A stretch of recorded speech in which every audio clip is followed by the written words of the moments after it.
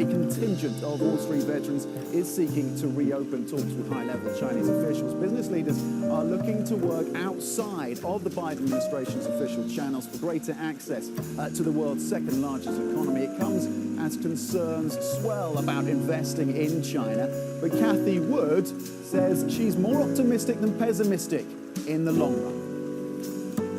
I'm not pessimistic about China longer run because I think, you know, they're a very entrepreneurial society. Sure, the government is putting more rules and regulations in, but I don't think the government wants to stop growth and progress at all.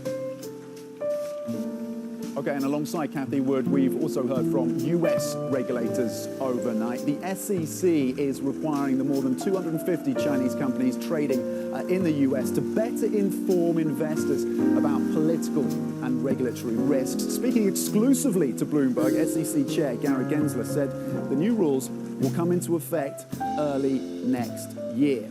For more, we are joined by Bloomberg's equity capital markets reporter, Julia Fioretti. Julia, what is the SEC saying now? We heard from Gensler, the clock is ticking.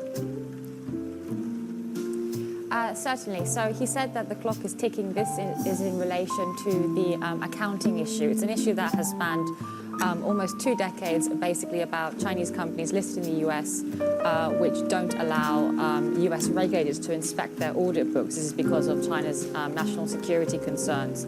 And this has, in theory now, it should result in a potential delisting 3 years from now. So Gensler has said that he will start implementing that rule, and so the clock is ticking, and so 3 years from now in 2024, obviously, there is that risk.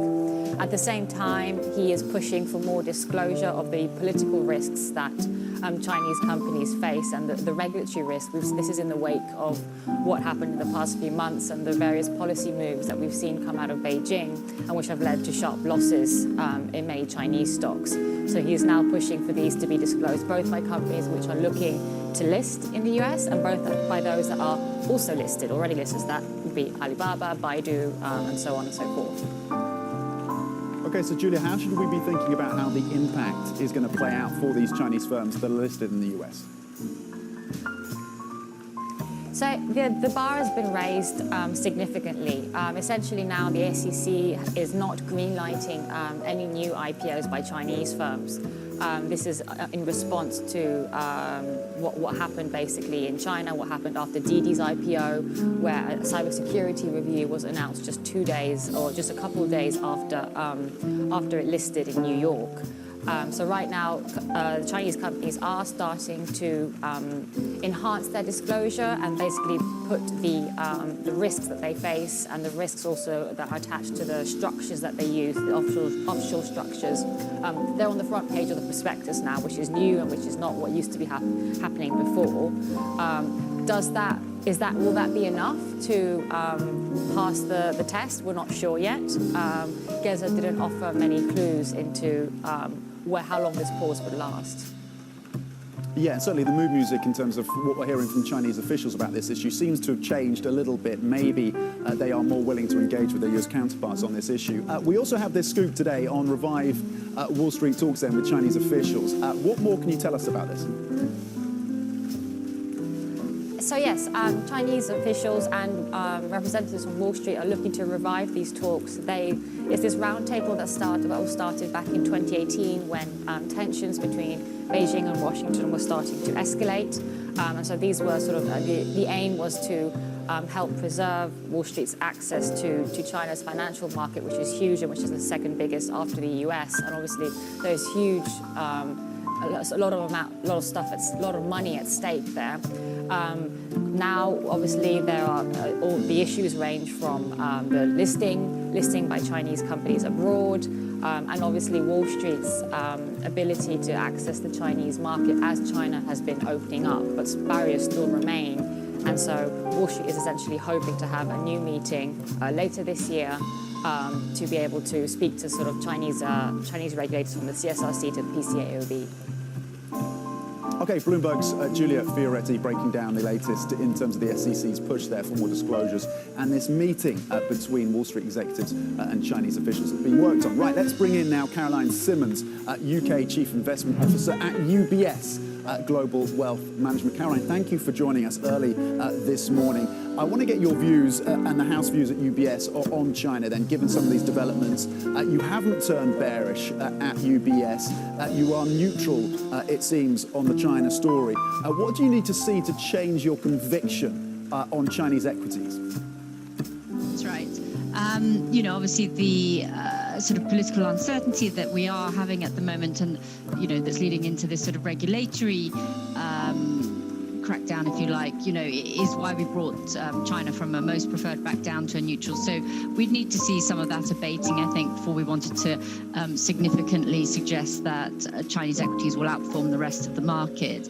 But I would say as a neutral, we still think that there is significant upside to the Chinese equity market. We've got over 10% upside forecast over the next 6 months. The earnings growth dynamics are good. The valuation's obviously attractive, particularly after the pullback. And the longer-term growth prospects, are pretty sound for the Chinese equity market. It's just that obviously we have these uncertainties at the moment, which are causing a lot of volatility and also, weighing on people's appetite for wanting excessive exposure. Okay, so more transparency, more clarity needed before you want to increase your exposure. I just want to bring up a terminal chart that shows what's happening in terms of the Chinese stocks and how they're lagging compared to their global peers. So the lag, but Chinese stocks lagging their global peers, the most since 2006. Caroline, you're not ready to increase that exposure yet, but do you get this sense that maybe we're starting to see a bottom? Valuations, as you say, are looking attractive in some parts of the Chinese equity market. Yeah, I think you certainly can invest in the sectors that are least likely to have the regulatory, interference. So focusing on sort of energy, green energy. Some of the consumer areas are probably less likely to face potential interference. Other areas that might still come into scope for sort of restrictions, if you like, could be property, could be healthcare.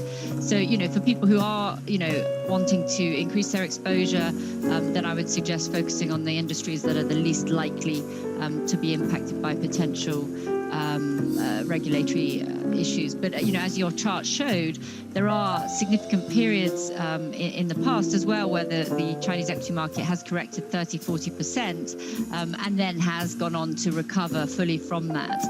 So, I do believe that will be the case.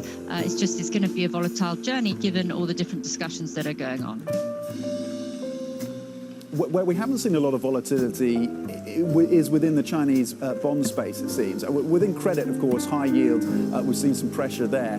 But in terms of the currency, it's been relatively stable, the yuan, and in terms of the sovereign debt as well, the Chinese 10-year.